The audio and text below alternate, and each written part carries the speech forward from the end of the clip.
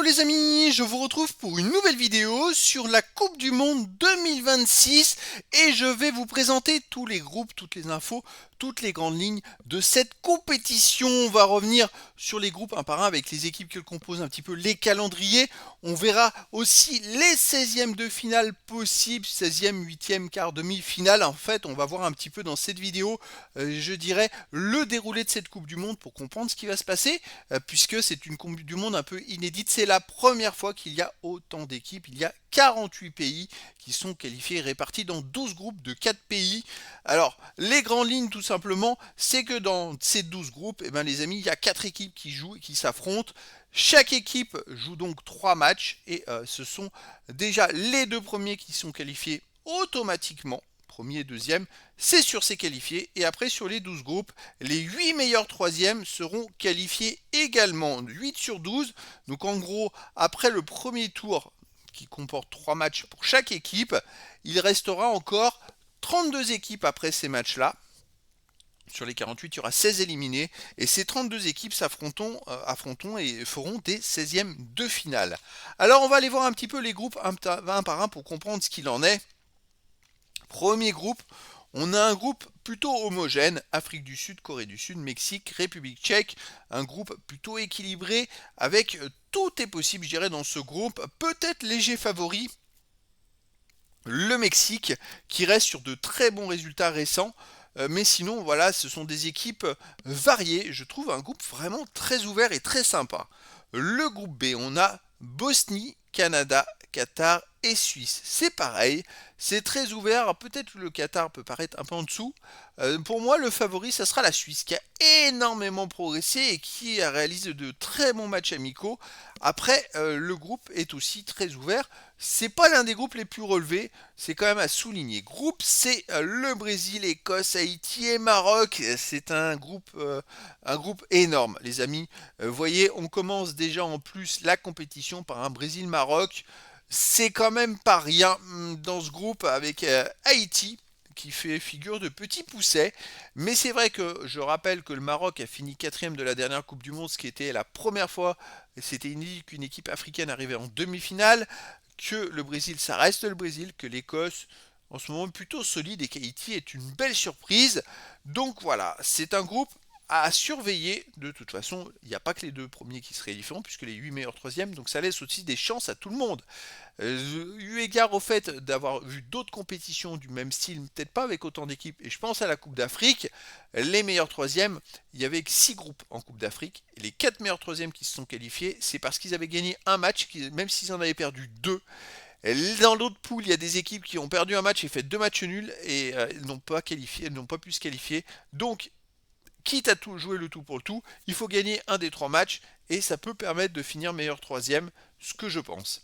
Dans le groupe D, on a Australie, États-Unis, Paraguay et Turquie. Là aussi un groupe vraiment très ouvert où tout est possible. Alors difficile de savoir si une équipe est plus forte que l'autre. Est-ce que la Turquie peut être légèrement plus forte? En tout cas, la Turquie, elle a vraiment sa chance pour aller finir en premier de ce groupe. Après, les États-Unis, ils sont chez eux. Donc ça va être très intéressant. Là, c'est un groupe peut-être un peu plus faible que la plupart des autres groupes, mais voilà, c'est un groupe qui va donner la possibilité et la chance à des équipes qui n'auraient pas eu dans d'autres groupes. Le groupe A, là, c'est un groupe aussi homogène, enfin homogène. À part une équipe au-dessus, on a Allemagne, Côte d'Ivoire, Curaçao et Équateur. Alors, je dirais que Curaçao, c'est une équipe qui fait partie des petits poussets, qui arrive à la Coupe du Monde et dont on ne pensait pas qu'elle serait capable d'aller à la Coupe du Monde. Donc voilà, c'est une équipe qui va profiter à fond. On a l'Allemagne et la Côte d'Ivoire. La Côte d'Ivoire, on a vu ce que ça a donné dans le match amical contre la France, où ils ont explosé les Français en deuxième mi-temps pour l'emporter 2-1 et renverser le match. Donc voilà, la Côte d'Ivoire est une équipe quand même collectivement qui est très au point et à surveiller. L'Allemagne dans ce groupe, ça reste l'Allemagne avec des joueurs très importants et puis une équipe nationale, je crois, qui fait des bons résultats en ce moment. Voilà, et l'Équateur, une équipe qui peut défendre très dur et qui peut être très solide. Donc voilà, difficile de savoir si une équipe se dégage du lot, peut-être l'Allemagne. Attention à la Côte d'Ivoire également. Le groupe F, Japon, Pays-Bas, Suède, Tunisie. Bon, un groupe où c'est vrai que la Suède qui avait complètement raté les qualifs ils avaient pas gagné un match. Ils se sont retrouvés en barrage. Je ne sais pas comment. Ils ont gagné les barrages et demi-finale et finale et qui se retrouvent à la Coupe du Monde. Alors pour moi, c'est vrai que soit il y a un déclic qui s'est produit dans ces barrages et c'est une équipe qui va être dangereuse, soit ben, il faut attendre la reconstruction pour que ça marche. En tout cas, dans ce groupe F, les Pays-Bas pour moi sont favoris. Après, c'est vrai que le Japon, la Suède, la Tunisie, c'est plutôt ouvert, hein. Franchement, c'est un groupe qui est très ouvert également. Groupe G, on aura Belgique, Égypte, Iran et Nouvelle-Zélande. Alors bien sûr là quand on voit les derniers résultats de la Belgique fait office de grand favori dans ce groupe. Attention, l'Égypte a des grands joueurs qui jouent dans des grands clubs en Europe, une équipe d'expérience. Et l'Iran qui récemment a fait des matchs amicaux plutôt intéressants. La Nouvelle-Zélande, bon, est peut-être en dessous. Le groupe H, Arabie Saoudite, Cap-Vert, Espagne, Uruguay. On a l'Espagne qui fait partie des favoris pour la victoire finale avec le Cap-Vert qui est un petit poussé qui arrive dans cette compétition. Mais attention, le Cap-Vert, ils sont capables de très bien jouer. Ils ont vraiment des résultats récents qui sont bluffants. Donc ça peut être une surprise. Après l'Uruguay et l'Arabie Saoudite, ça sera à voir quelle équipe pourrait se qualifier. On continue, comme il y a 12 poules, les amis, c'est inédit, hein. Le groupe I, le groupe de la France, on a France, Irak, Norvège, Sénégal. Attention, il y a des groupes qu'on a vus qui étaient beaucoup plus faibles hein, que ce groupe-là. Mais alors, qu'est-ce qu'il est piégeux? Les amis, on commence déjà par un France-Sénégal. Il y aura Irak-Norvège aussi à la première journée. Deuxième journée, France-Irak et Norvège-Sénégal. Troisième journée, Sénégal-Irak et Norvège-France. Donc, comme vous pouvez voir ce calendrier, il vaut mieux pas se rater au début. Sinon, on va être obligé impérativement de gagner le deuxième match. Ce qui permettrait à la France, je pense, de se qualifier peut-être dans le pire des cas en meilleur troisième, mais voilà, la France, elle doit tout faire normalement pour gagner la poule. Il ne faut pas rater le premier match contre le Sénégal, hein, les amis, ça c'est le 16 juin à 21h, à ne pas rater. Le groupe J, on aura Algérie, Argentine, Autriche et Jordanie. Alors attention, ça va être explosif, l'Argentine-Algérie. Bien sûr que l'Argentine est favori dans ce groupe, mais l'Algérie peut-être peut tenter quelque chose en match amical. Je crois que l'Algérie a été gagnée aux Pays-Bas 1-0 il y a une semaine. Donc c'est une équipe qui a des très bons joueurs qui jouent en Europe, des très bons techniciens et qui pourrait créer la surprise. Alors peut-être pas au premier match, mais qui pourrait aller chercher quand même la qualification derrière. Le groupe K, on aura la Colombie, l'Ouzbékistan, Portugal et République démocratique du Congo. Là, on a le Portugal qui c'est pour moi le favori dans cette compétition. C'est vrai qu'eu égard à tous les joueurs de Paris, ils sont 4 qui sont titulaires dans l'équipe du Portugal. Ces joueurs de Paris, je rappelle, ont joué le championnat du monde des clubs, c'était il y a un an, sur les mêmes terrains. Et ces joueurs avec le PSG sont allés en finale. Ils ont gagné la Ligue des Champions 2 fois de suite. Voilà, c'est une équipe très jeune du Portugal qui a des joueurs fantastiques. Bon, dans ce groupe, après, c'est ouvert. Attention, la Colombie, c'est du très très très très très solide. En Amérique du Sud, ils enchaînent les bonnes perfs. Ça va être dur, je pense, pour l'Ouzbékistan et la République démocratique du Congo, mais après, voilà, tout est possible. Le dernier groupe sera le groupe L avec Angleterre, Croatie, Ghana, Panama. Donc là, on a vraiment clairement deux favoris, l'Angleterre et la Croatie. Après, pour le Ghana et le Panama, c'est quand même pas de bol de tomber dans un groupe comme celui-là avec l'Angleterre et la Croatie. Alors à noter, premier match le 17 juin à 22h, Angleterre-Croatie les amis, ça va être chaud. Et puis sinon l'autre match c'est Ghana-Panama.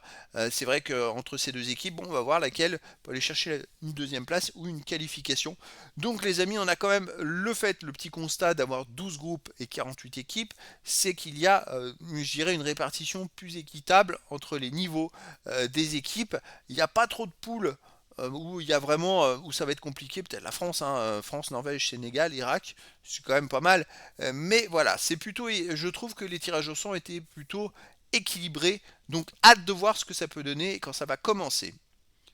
Alors, la phase finale, les amis, comme vous pouvez le voir, j'ai remis sur le côté tous les groupes, parce qu'on va essayer de voir un petit peu ce qui se passe déjà pour les 16e de finale. On va peut-être pas se projeter tout de suite, mais ce que je fais et ce que je vais faire, comme j'ai fait l'année passée pour le championnat du monde des clubs, je mettrai à jour à chaque fois les possibilités à la fin de la première journée. Quand toutes les équipes auront joué, je mettrai à jour ces possibilités de 8e de finale pour vous donner une tendance. Alors la première journée n'est pas parlante, à partir de la deuxième, ça commence vraiment à amener une belle tendance, donc on va voir ce que ça va donner.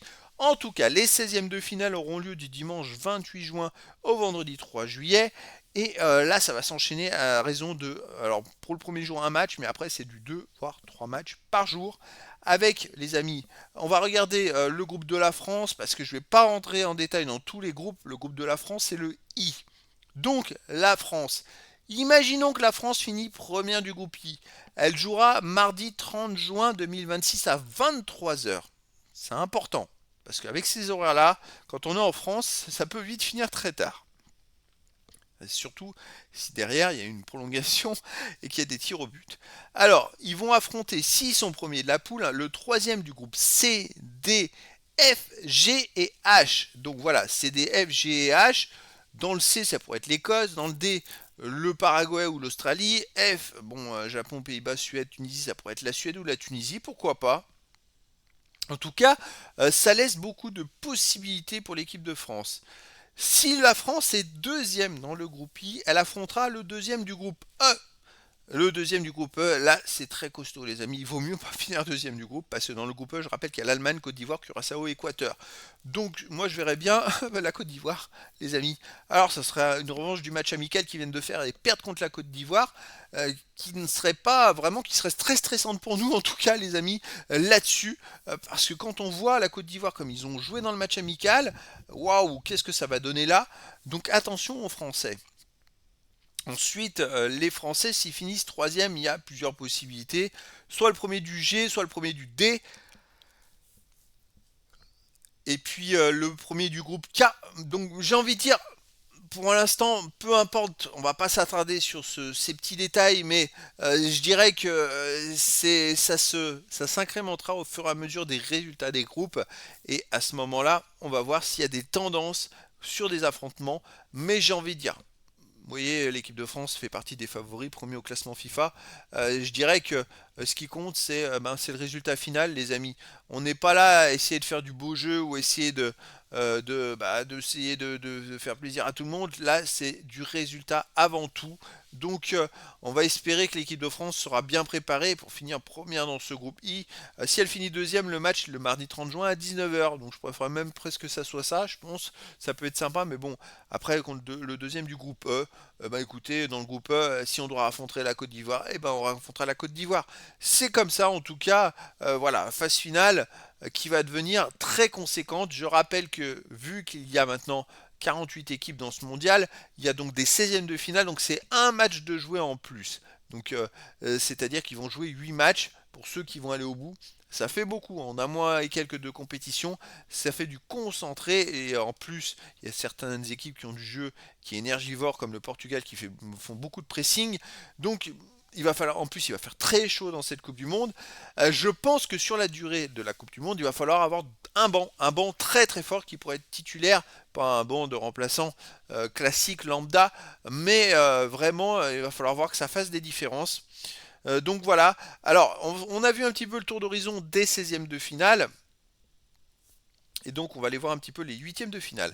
Huitièmes de finale, ce sera du samedi 4 juillet au mardi 7 juillet. Ensuite quart de finale jeudi 9 juillet, vendredi 10 juillet, samedi 11 juillet.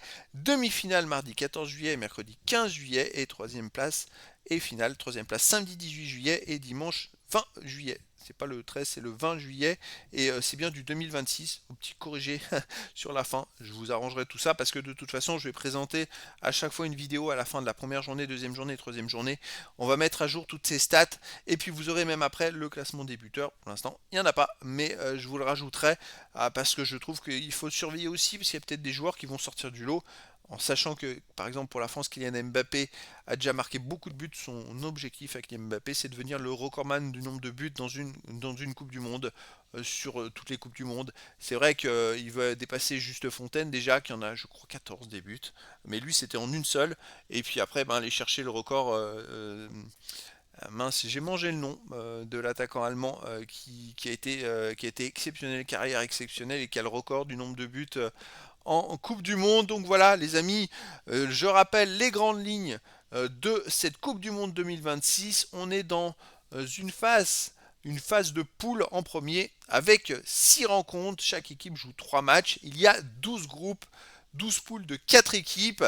Donc ça va être passionnant. Je rappelle que les deux premiers seront qualifiés pour les 16e de finale, plus les 8 meilleurs 3e sur 12 poules. Donc ça laisse beaucoup de possibilités, ça fait 32 qualifiés sur 48. Ensuite, on aura des 16e de finale, ce qui est totalement inédit, puisqu'en Coupe du Monde, c'est la première fois qu'on a autant d'équipes et qu'on a des 16e de finale d'habitude. Je crois qu'on avait directement 8e de finale. Mais là, voilà, il y a tellement d'équipes qu'il va y avoir des matchs en rallonge, des matchs en plus. Je suis pas sûr qu'on n'ait pas des 16e de finale, mais bon, je trouve que ça va faire beaucoup de matchs avec des horaires des fois peut-être impossibles, hein, les amis, parce que vu qu'il y a le décalage horaire pour ceux qui sont en France, avec les États-Unis, ça va nous donner 6 heures d'écart avec la côte Est et 8 heures avec la côte Ouest. Donc c'est pour vous donner un ordre d'idée, c'est que quand il y a un horaire de match qui sera affiché, il faudra compter pour la France à 6 heures ou 8 heures de plus environ. Normalement, les matchs, quand vous allez voir les matchs affichés, ce sera les horaires en France, hein, vous inquiétez pas.